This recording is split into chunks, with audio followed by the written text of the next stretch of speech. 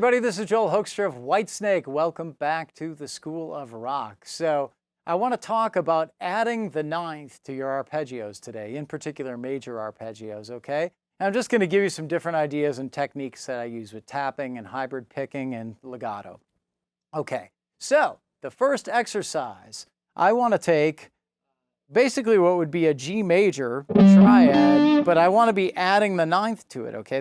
What do I mean by add 9? Well, it's the ninth tone of the G major scale. If we went back 6, 7, 8, 9, that's an A note, okay?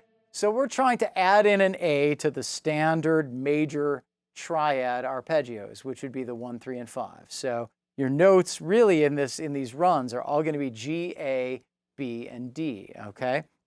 I'm starting out here on the low E by playing 15, my third finger. And I want to hammer on the A string, 12, 14, 17. Okay, there's your add, right? Because this would be a major triad. But we're adding in that ninth right there, right? Now it's time to start G, and instead of moving it up this way, I just want to go ahead and skip a string and get right here on the G and go 12, 14, 16, 19. Okay, you guys are going to have quite a stretch there. Hopefully not too many gripes in the comment section about that. But that is 4 fingers going down, okay? Now we're going to have some fun and just bar and get the 19th on the high E. So our run looks like this. Okay, now we need to make our way back down.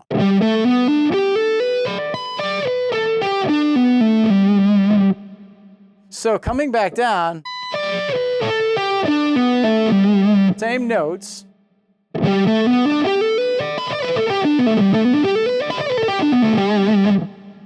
Okay, makes for a cool sounding sequence that sounds a little bit different than just sweeping an arpeggio. Yet it has a very similar effect. It's obviously going to sound terrific over a G chord.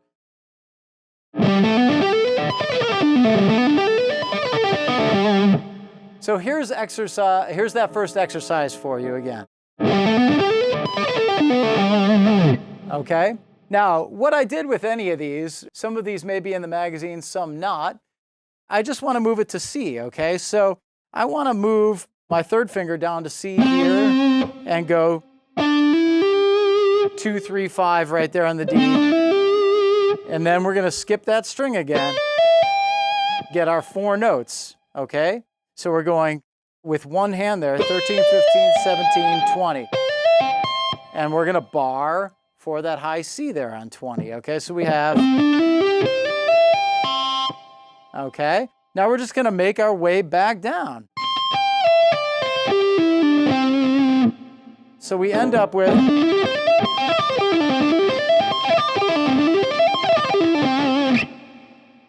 So our G... to C progression sounds like that with adding the 9s. Anyway, I hope you guys are digging that first little legato workout. The next set I want to kind of work into some hybrid picking, okay?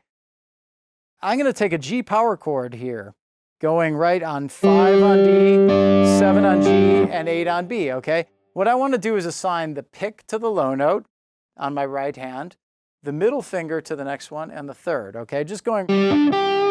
Okay, now the challenge for a lot of guys is this next one. What I want to do is I want to get the pinky to get it. And on the high E, we're going to go, there's the 9, right? The first note that I'm getting there, that 5th fret. I want to do a hammer-on and a pull-off. And I want to come right back down, so. Okay, now what I want to do the second time is change the top hammer-on. I don't want to go 5 to 7, I want to go 5 to 10. So we have...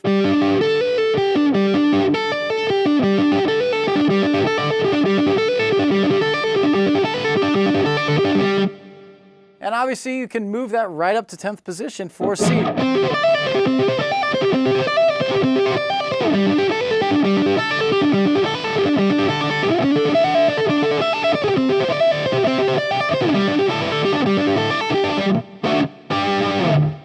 Okay, I hope you guys have fun with that one. Okay, next up, it's going to be just a slight deviation of that with the hybrid picking. I want to start up top. I want to start with the pull-off going 10, 7, 5. And then going down the power chord for G. So we're going to go. Those of you that, are worried about the stretch, a lot of that has to do with your wrist positioning, getting out in front. You don't have to play guitar like this all the time. It's kind of painful and awkward to have your wrist bent like that. But once in a while, when you have to play these licks, it's time to get it out there and do that. And then when you're playing rhythm, you can relax and get your hand back to a nice, comfortable position, okay? But that's what we're trying to do. I'm getting the pinky on the high E, the third finger on the B, the middle finger on the G, and the pick on the D, okay? So there's the first part of that. Now what I want to do is I want to do a little run on that high E before we come back down. I want to get the 7th fret on the high E. So the first part was, and the second part is going to be. Now let's combine those and see what we have.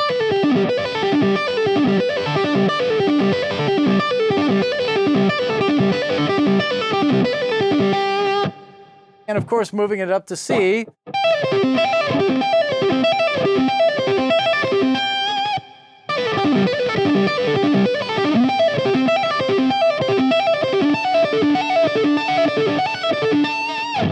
Just have fun moving those around. I moved it up to D there at the end, just working the 1, 4, 5 in the key of G. Anyway, again, the whole thing that we're doing here is just taking a G major arpeggio, which is anytime you break up the notes of a chord, and adding in that 9th note from the scale, not just the 1st, 3rd, and 5th, which are the triad that form a G major chord, but adding in the 9th. Okay, so let's get into some tapping, man. Let's take the first finger here on the D string. Let's get the 12th fret. And then I want to use the pinky to get the 17th. I want to come back down. Then I want to get what would be the 9th interval. It's the 7th fret on the D. So the first part of it is this. And then the second part is going to go. So we're kind of reversing what happens with the left hand, okay? So it has a flow to it once you get going, even though that seems awkward with the left hand, what's written.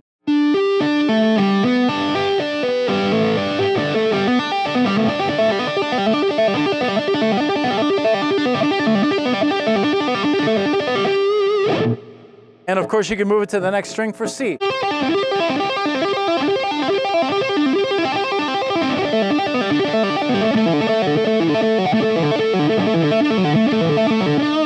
There's D, right?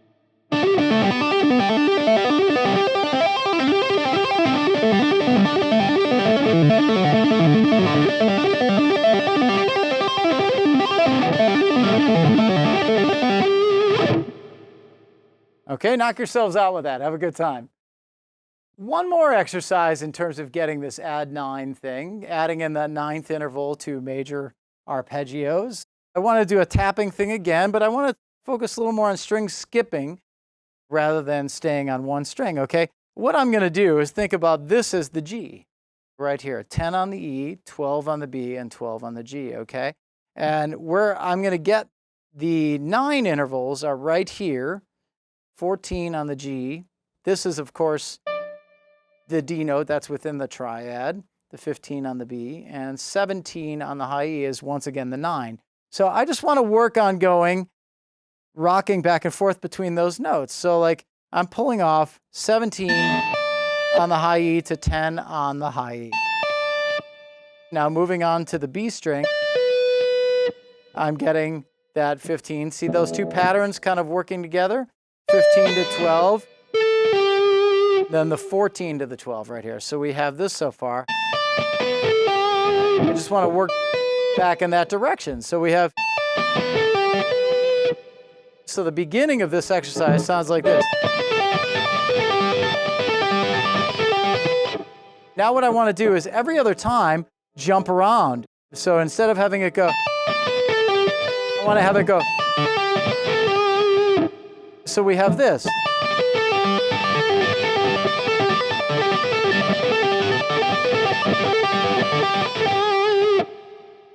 So what I want to do is every other time I just want to jump around. So I'm going to go down and back like the first half of it. And now this time we're going to go. So we have.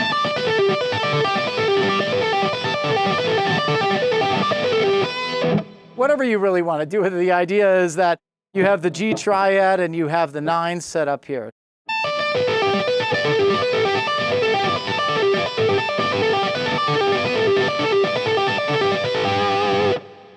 So here's that last exercise as written. So anyway, hey guys, seriously, thank you so much for the support. It's an honor to be here at Guitar World. I know how many of you guitar players out there are fantastic players tuning in, and I hope you get something from these lessons. Again, just adding in that 9th interval can give you a really cool sound, and hopefully some of the techniques that I use are maybe a little bit out of the box from what you're used to practicing in terms of maybe sweep arpeggios. I hope you get something from the lesson and find your own thing with it and continue to rock on. I will see you guys next time.